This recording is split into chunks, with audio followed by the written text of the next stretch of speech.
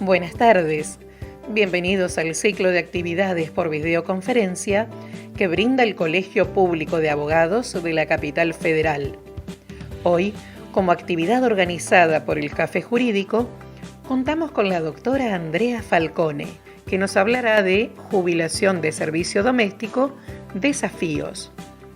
Les recomendamos que mantengan los micrófonos en silencio para evitar interferir en la locución de la expositora y de surgir alguna pregunta, la realicen vía chat. Ahora sí, le damos la palabra a la doctora. Bienvenida. Bueno, ¿cómo va? Ahí los estoy viendo, me hacen pulgar para arriba, ¿se escucha bien? Bien, Zulma, y te estoy viendo, gracias.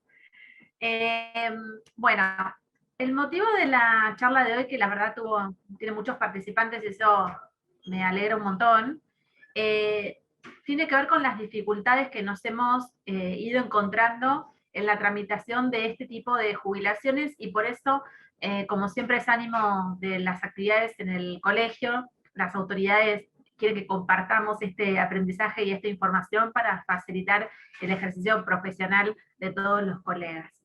Y por eso armamos esto, que para mí, modo de ver las cosas, es una de las jubilaciones que más complejas resultan, porque para los que ya han hecho, saben, hay muchos controles, porque se considera que ha habido mucho fraude, entonces te han puesto requisitos adicionales a cualquier otro tipo de jubilación, de trabajo en relación de dependencia, porque en definitiva no deja de ser un empleo en relación de dependencia. Es muy interesante y estamos haciendo algunos planteos desde mi estudio en la justicia. Es injusto, muchas veces se dificulta la jubilación justamente de un segmento muy, muy vulnerable de la sociedad, poniéndole requisitos muy difíciles de cumplir, a veces incluso cuando lo gestionan con nosotros, con los letrados, y no se impone esto a ningún otro empleo en relación de dependencia. Si en la sábana de aportes de un trabajador de una empresa surgen los servicios, se toman tal cual están. En este caso, como ustedes saben, los que se han encontrado con estas dificultades, no sucede lo mismo con el servicio doméstico. Acá les puse como dos referencias para saber de qué régimen estamos hablando, así que pusimos ahí al mayordomo de Batman y a la niñera, más conocida, más famosa. Es un régimen que es común. Esto significa que las mujeres se jubilan a los 60 años y los hombres a partir de los 65 años. Es un régimen general, no es un régimen diferencial. Y incluye mucamas, niñeras. Yo lo puse tal cual figura en la normativa, pero obviamente pueden ser mucamas, niñeras, niñeros, cocineras, cocineros, jardineros, jardineras, caseros, amas de casa, amas de llaves, amas de llaves, damas de compañía, mayordomos, institutrices, las nurses y las gobernantas. Todo esto es lo que está previsto en la normativa a considerarse como servicio doméstico. Y después hay una división dentro de en tres clases según la cantidad de horas y si son dependientes o independientes, considerados dependientes o independientes. Esto igual, más que nada, después lo van a usar para el armado de los formularios, pero tienen la clase 1, que es 4 veces por semana, 4 horas para un solo empleador, o sea que encuadran como empleados en relación de dependencia dentro del decreto 326 del 56. Después tenemos la clase 2, que son también 16 horas o más, pero puede ser para uno o más empleadores y no encuadran en el decreto, son considerados independientes. La clase 3, que son más de 6 horas semanales, pero menos de 16, ¿sí? Porque si no ya nos estaríamos yendo a cualquiera de las otras dos categorías. En cuanto, y esto que yo les puse acá, cuando ayer armaba un poco la presentación, era para encuadrarlos, porque después vamos a necesitar trasladar esto en el armado de los formularios, ¿sí? De la presentación del trámite de la jubilación. Pero, si nos vamos un poquito más atrás, vemos cómo esto debió quedar encuadrado originalmente. Y es que muchas veces el servicio doméstico trabaja para un solo empleador muchas horas o todos los días, y a veces no, hacen en 2 o 3 domicilios por semana. Cada empleador tiene la obligación de hacer su registración ante la AFIP de ese empleo, de ese vínculo laboral. Las contribuciones, y acá esto yo se los anoté porque es muy importante la cantidad de horas, tienen que ser iguales o superiores a la clase 2, que es más de 16 horas. ¿Para qué? A los efectos de la jubilación y para la obra social, necesito que en la semana esa persona tenga más de 16 horas semanales aportadas. Ahora, lo pueden sumar de varios empleadores, quizás están 4 horas en una casa, 4 horas en otra, 4 horas en otra, y si no llegan a las 16, tienen la opción de hacer el pago voluntario y completar las 16 horas semanales. También esto lo vamos a ver después en los formularios, tienen la opción de, al momento de iniciar el trámite jubilatorio, cuando a veces escuchamos, yo la primera vez que lo escuché me asombré porque dicen, tiene deuda. Y yo pensaba, ¿cómo puede tener deuda una persona que es empleada de servicio doméstico? Bueno, porque en realidad no llegaba a las 16 horas, entonces completa de forma voluntaria el pago de lo que le falta para que eso le sirva como periodo de aportes. Muchas veces nos preguntan, y bueno, ¿cómo es el pago? Están las opciones de pago manual con los formularios, y también está la opción del pago electrónico, que es lo que hoy se está usando más, que es que mismo a través de la FIP se hace la liquidación y genera mismo el propio recibo de sueldo que la persona tiene que firmar. Pero si no están muy cancheros, o las personas digamos, que hacen el empleo del servicio doméstico no están muy cancheros, tienen la opción del pago manual. El pago manual son los formularios 102, este es uno, que es el de aportes y contribuciones y de la RT, que yo me fijé, el último valor está en 754 pesos. Y después tienen el otro formulario, que es para la obra social y la jubilación, que son 1.041 pesos. Y además, cuando estamos regularizando pagos atrasados, nos sirve para, sí sirve, o sea, nos sirve para pagar deuda e intereses. Son estos dos formularios para el pago manual. Y ahora sí, nos vamos a adentrar en esta PREV, que es la última que hay. Tuvo varias reformas, mismo el año pasado tuvo varias PREV que van saliendo. PREV, para los que no salen, es la reglamentación interna, es para la presentación de los trámites. Esta es, les puse 2620, es 26 del 10. Es del 26 del 10, es el 26 de octubre del año pasado, es la última. El año pasado, si no me equivoco, hubo una anterior en julio. Y nos dan las pautas para cuando nosotros tenemos que hacer la presentación del trámite de jubilación, ver de qué forma tenemos que armar la liquidación y la probatoria, ¿no?, de este servicio doméstico. Acá yo les puse en rojo, esto es una recomendación mía profesional de lo que sucede en la práctica. Yo les recomiendo para este tipo de gestiones el turno presencial. Hay una gran complejidad atrás, entonces cuando uno inicia una atención virtual para gestionar como apoderado, muchas veces el mismo operador, que ahora algunos se están identificando, otros no quiere hacer la presentación del trámite de manera virtual y lo deriva directamente a un turno presencial o da de baja la atención virtual, la cierra, digamos. Entonces, yo les diría que si tienen que elegir, de entrada ya saquen un turno presencial, que es la mejor forma de hacer este tipo de presentaciones.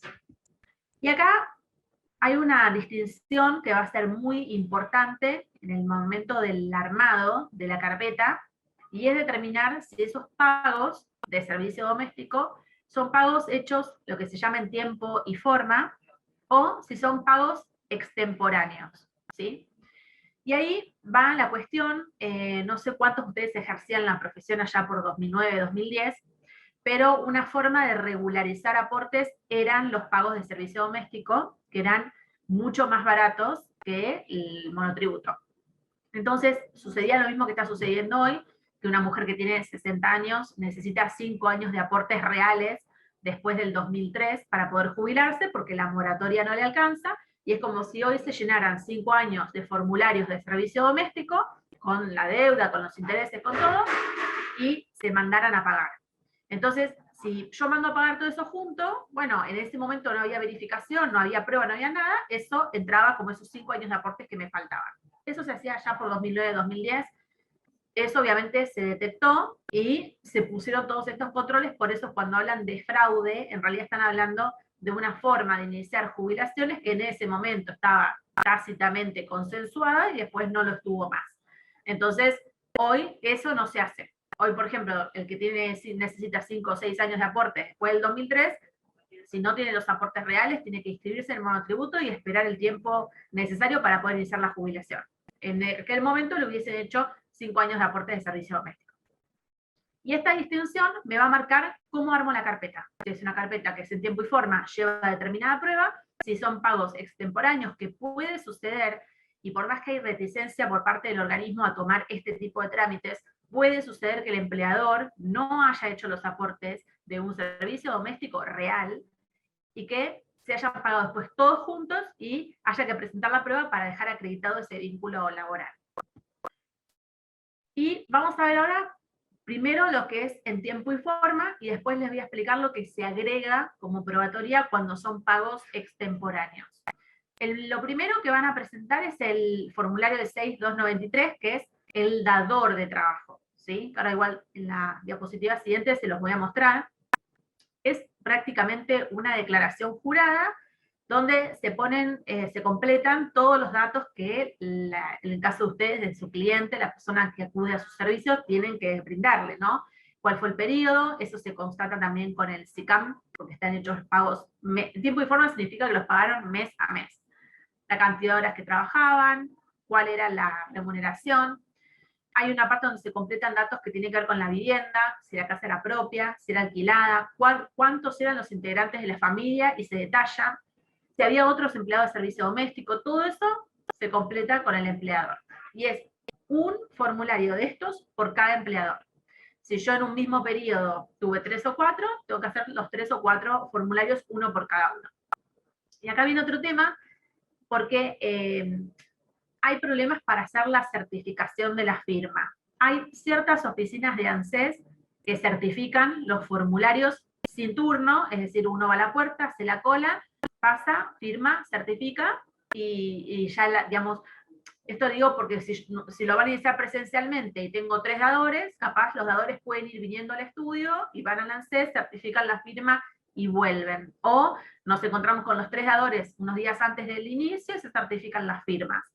Eso es una cuestión operativa, pero no todos los ANSES están certificando sin turno.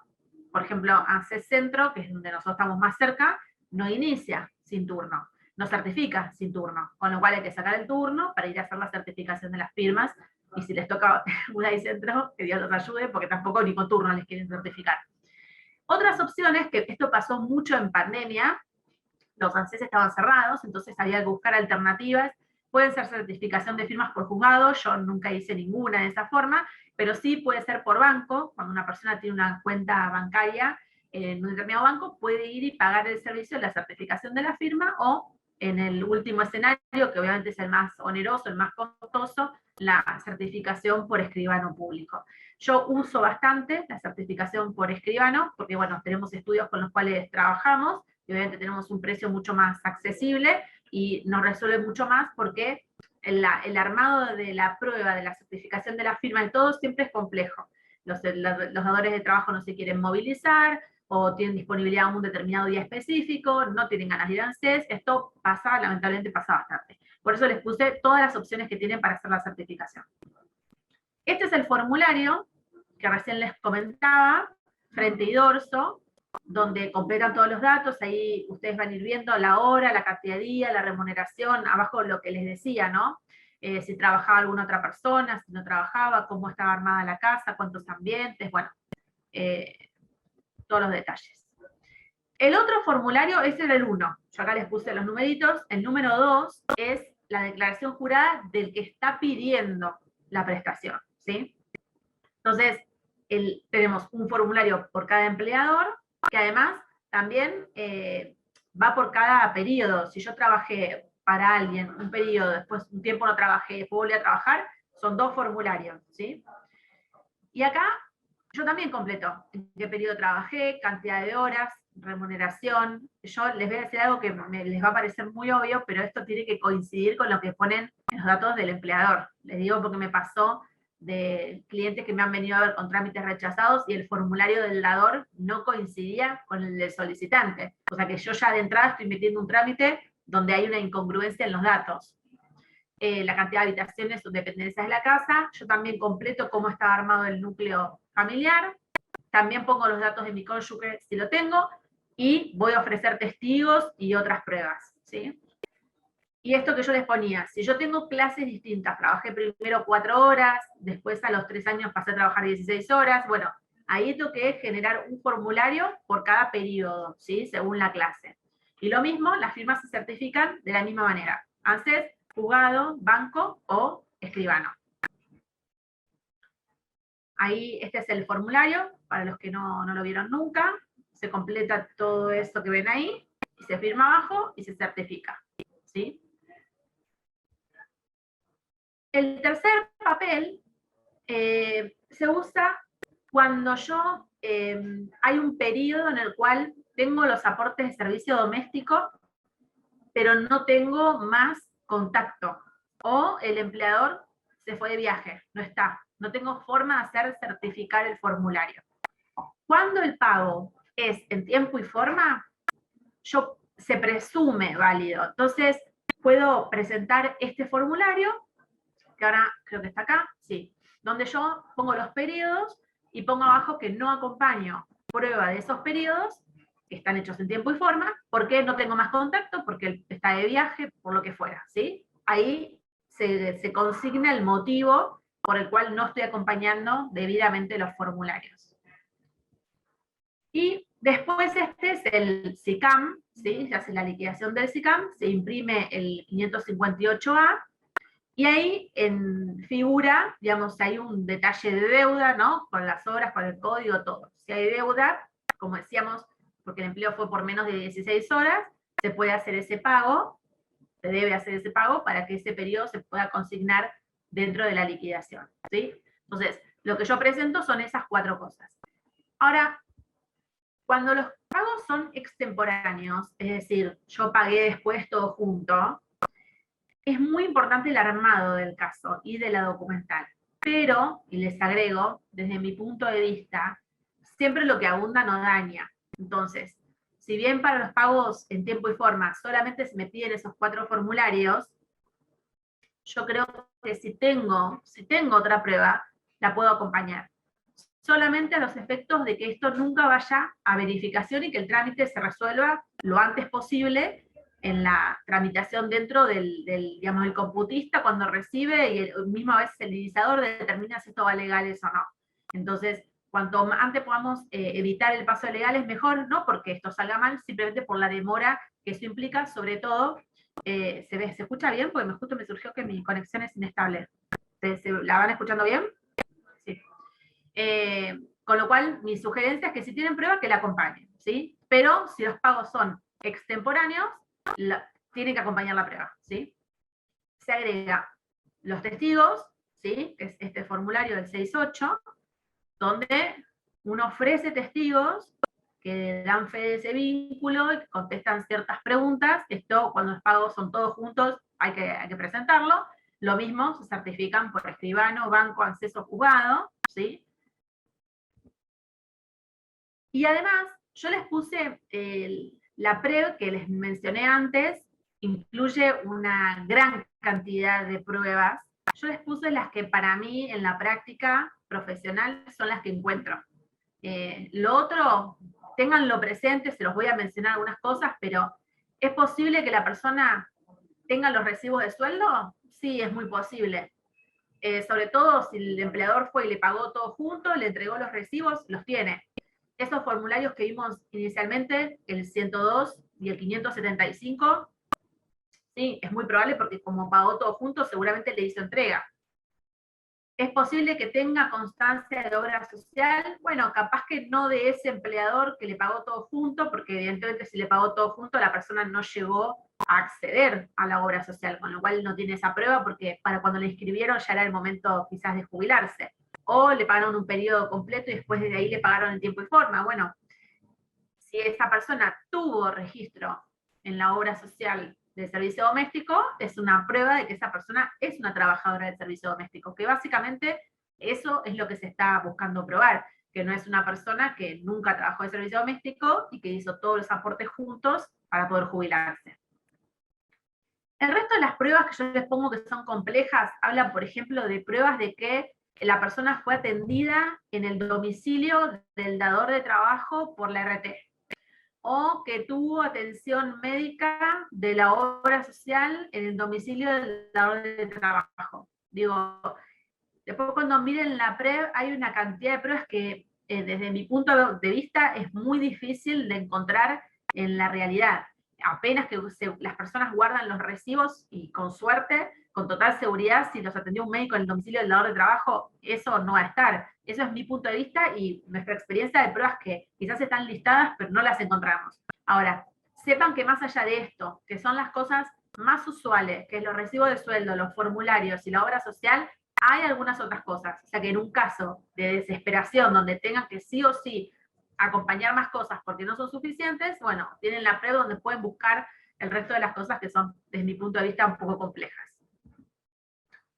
Y acá, algo que pasa un montón, porque pasa un montón, a mí todos los días me pasa que alguien me dice, ayer mismo fui a iniciar una jubilación y me dice, no, porque yo a mi esposa le estoy pagando desde hace como 5 años servicio doméstico todos los meses. Bueno, si vos le estás pagando a tu esposa el servicio doméstico, eso, o sea, no, nunca va a valer, porque hay algunas relaciones que están excluidas por parentesco. Entonces, me parece muy interesante, digamos, distinguir lo que son afines colaterales de los que están estrictamente prohibidos. Yo no puedo ser servicio doméstico de mi papá, ni de mi mamá, ni de mi abuelo, de mi abuela, bisabuela, bisabuelo, de mis hijos, de mis nietos, ascendente, descendiente, tampoco suegra, suegro, yerno, nuera, ¿no? O sea, los colaterales directos tampoco. Tampoco, obviamente, de mi conviviente, ni de mi hermano, ni de mi hermana. Esto que les puede parecer una obviedad, les puedo asegurar que pasa mucho. Y además, va a verificación. Hace unas semanas, o un mes, vino una señora y dijo, me denegaron la jubilación. Bueno, tomamos vista de ese expediente y cuando vemos, había ido a verificar, ¿sí? Y en la verificación, digamos, el dador de trabajo dijo que no, que hacían yoga juntas, que no era su servicio doméstico. Entonces, si yo estoy consignando en los formularios que yo trabajo en tu casa, y cuando va el obviamente los pagos fueron extemporáneos, y va el verificador a tu casa, y vos le decís, no, mira, yo hago yoga con ella, eso es obvio que va a venir con una verificación negativa, y esos periodos no se van a computar. Entonces, esto yo que les puse acá, se los anoté porque pasa mucho, mucho, de quizás algún letrado que en su momento, o algún contador o gestor que quedó con el disco viejo, le sigue haciendo pagar servicio doméstico, y eso, cuando el empleador que surge es un empleador familiar, no lo van a tomar en cuenta. Ahora, ¿qué pasa con los que son afines colaterales? Cuñada, cuñado, tío, sobrino. Lo que dice esta PREV, que me resulta muy interesante, es que no es de por sí un vínculo que esté prohibido, no implica de por sí una exclusión, con lo cual lo que corresponde es atender a la totalidad de la prueba. Entonces ahí volvemos a decir, el armado de esa carpeta es fundamental, pero también la honestidad y en la charla con el cliente, que el cliente me diga, mirá que yo le cuidaba al bebé a mi cuñada. Bueno, entonces vamos a tener que demostrar que efectivamente, como ese pago, digamos, va a estar en duda, que yo pueda probar que efectivamente vos hacías esas tareas. ¿Por qué? Porque tenías los pagos en tiempo y forma, o después te los pagaron todos juntos, pero después te hiciste la afiliación al servicio doméstico, a la obra social, o porque vos ya venías trabajando de eso y después trabajaste de eso. Pero digamos, esa es ya la construcción de un caso. Ustedes dirán, y bueno, ¿cómo se van a enterar? Se van a enterar si hay algo en el caso que genera una duda. Si, por ejemplo, el pago fue extemporáneo. Es altamente probable que eso vaya a una, ahí estoy viendo el chat, ahora vamos a empezar a contestar las preguntas. Si es un pago que es en tiempo y forma y toda la documentación está completa, va a caminar mejor. Pero si ya es un pago extemporáneo, todo junto, es muy probable que vayan a una verificación. Y en una verificación puede que un vecino diga, ah, sí, no, es la prima, o es la cuñada. Y bueno, y ahí empieza, ¿no?, a complicarse el trámite.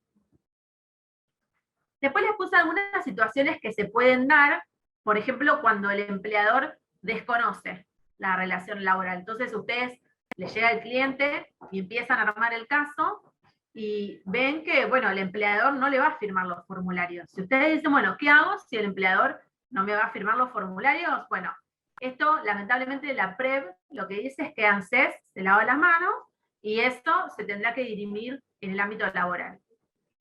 Con lo cual ahí no queda otra que hacer una mediación, un reclamo judicial, y el resultado de eso servirá o no para aprobar los aportes. Después, esto es muy gracioso cuando el solicitante, ahora les voy a decir por qué la PREV lo incluye así, pero cuando el solicitante desconoce los servicios. Normalmente un solicitante desconoce los servicios cuando no tiene forma de generar toda la prueba. Entonces, como no quiere generar la prueba, lo que hace es decir, esos aportes no fueron míos. Ahora, el simple desconocimiento por parte del solicitante no es prueba suficiente para descartarlos, con lo cual se va a necesitar acreditar que esos aportes no fueron y eventualmente, no sé, irá a verificación y la verificación los dará por no probados y recién ahí no se van a tomar en cuenta. Les va a pasar en el momento de hacer las liquidaciones, porque la verdad es que nos pasa mucho, sobre todo porque en ese momento, digamos, hace mucho tiempo los pagos eran casi siempre manuales, que van a encontrar una liquidación de una persona que no es servicio doméstico y de golpe le aparecen 3 o 4 pagos. Eso es porque iban a pagar y el empleado del pago fácil, en vez de tipear como que esa persona era la empleadora, la ponía como la empleada. Eso pasa. Lo que tienen que hacer en ese caso es pedir en AFIP la desafectación de esos periodos de servicio doméstico, que ahora se hace a través de la atención virtual, y una vez que están desafectados, ya ese SICAM se puede volver a confeccionar. ¿Sí? Esto pasa. O desconocimiento porque no quiero lograr la prueba, o desconocimiento porque esos aportes no eran míos, y en general pasa que eran de la empleada doméstica o del empleado doméstico de la persona. Y después otra cosa que pasa es que el empleador ya no está entre nosotros, se ha ido de gira, entonces, ¿qué hacemos ahí? ¿Llenamos los formularios? ¿No los llenamos? Bueno, igual hay que presentar los formularios, ese que yo les presenté, y ponen que el empleador ha fallecido. Y en todo caso, si los pagos no fueron en tiempo y forma, además tengo que acompañar prueba. Si el pago fue en tiempo y forma, presento ese formulario que explica que la persona ha fallecido y por eso no puede completar los formularios. ¿Uno puede renunciar a los servicios? Sí. Uno tiene dos posibilidades. Puede que esa jubilación vaya efectivamente a verificación y que ese periodo, por la verificación negativa, no se incorpore al cómputo. Eso puede pasar. En ese caso, bueno, no se van a tener en cuenta y hay que ver si con la moratoria o con el resto de los aportes que tiene, la persona llega a tener derecho al beneficio, ¿no? Si llega a cumplir con los 30 años de piso. Ahora, si yo de entrada quiero renunciar a los aportes, puedo renunciarlos si no están dentro de los últimos 10 años. ¿No? Si son dentro del periodo de los últimos 120 meses, que es lo que se toma los efectos del cómputo, no puedo de entrada hacer la renuncia, eso va a tener que ir a verificación en todo caso, aprobatoria, y volver con esos aportes no probados. ¿Sí? Y yo les agregué una pestaña sobre esto, una diapositiva, porque hay muchas situaciones, obviamente, de verificaciones negativas, donde no hay forma de enderezar esos trámites. Mi experiencia es que cuanto más derecho entre el trámite, mejor.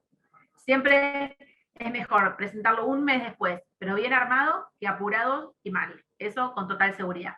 Es mucho más fácil que un trámite entre derecho, prolijo, con todos los formularios bien certificados, a que después venga rechazado y haya que enderezarlo.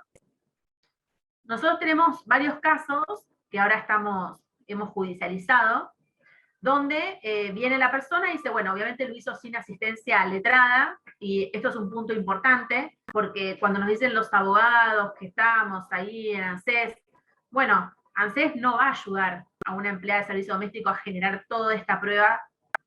Se sientan a esperar a ver lo que la persona trae. Y bueno, tráeme esto, y la persona vuelve con otro turno a los 2 meses, y no es suficiente, y bueno, tráeme el otro, y así empieza un trámite que quizás tarda un año en lograr entrar. Ahora, los casos que nosotros tenemos, las personas que lo hicieron por su cuenta, llenaron los formularios, que la verdad no es tan sencillo, les puedo decir, llenar todos esos datos, y por ejemplo, dudaban y lo mandaron a verificación.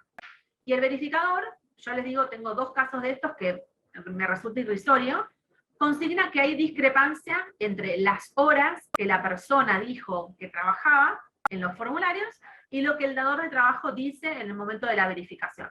Y esto está, yo he visto las actas de la verificación. Ahora, ¿a ustedes les parece que una persona que trabajó hace 10 años en mi casa se va a acordar exactamente la cantidad de horas y días, qué días exactos venía a trabajar a mi casa? Entonces, lo que sucede ahí es que hay como un requisito extra que termina privando de derecho a la persona, porque es imposible recordar con total exactitud las horas y los días y demás datos de una casa donde yo ya no trabajo hace mucho tiempo. Entonces, sobre todo cuando los periodos de trabajo han sido cortos, ¿sí?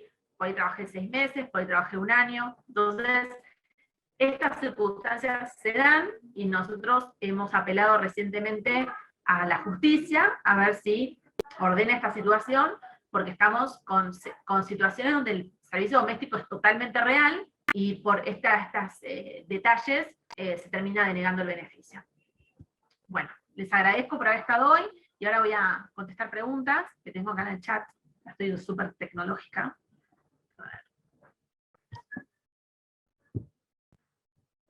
¿Puedo sacar turno presencial en cualquier UDAI? Sí, mira, sí, les voy a tirar un dato. Acá. Independientemente del domicilio del trabajador y del mío, bueno, Federico, mira, vos si vas a iniciar el trámite por apoderado, te va a salir en tu domicilio, o sea, en la UDAI más cercana a tu domicilio. Ahora, también tenés la opción de, con tu domicilio, acercarte, ¿no?, con el código postal al domicilio de la persona, si es que esto le resulta más fácil a la persona hacer el trámite, ¿no? Si todos están en Moreno y no se van a mover a Capital, y bueno, vas a tener que moverte vos a Moreno. Ahora, también tienes la opción de que vos le generes todos los formularios. Si, por ejemplo, te tocó la UDAI de Moreno, donde ellos viven, en Moreno no, es sin turno, la certificación, como sucede, por ejemplo, en Pilar o en Escobar, que son sin turno, entonces certifican la firma de los formularios, te los hacen llegar, y vos simplemente sacás el turno en tu domicilio y haces la presentación de todo ya certificado en otra UDAI. Si tiene pagos en tiempo y forma, pero no llega a los 30 años, ¿puede ingresar en moratoria? La primera pregunta, sí. Obviamente sí. Tomás los pedidos que tiene en tiempo y forma, o los que no, y que generes la prueba, y completás el resto por moratoria. Si vos tenés aporte de servicio doméstico, que te va a resultar difícil probar, pero con moratoria completa, comprale los 30 años de moratoria. Entonces después, si el otro va a verificación y te lo rechazan, el trámite igual ingresa porque llegaste el acceso al derecho, ¿sí? Y por otro lado, puede ser que en un SICAM no figure en los años de aportes por servicio doméstico, pero sí figura en la sábana de ANSES con su propio WIT y como D89. No, deberían aparecer en el SICAM. Lo que nos ha pasado es que figuran a veces en la sábana como servicio doméstico y no son servicio doméstico. Ojo con eso, que a veces son otras cuestiones, son monotributo, y esa persona nunca hizo servicio doméstico y le figuran en sábana.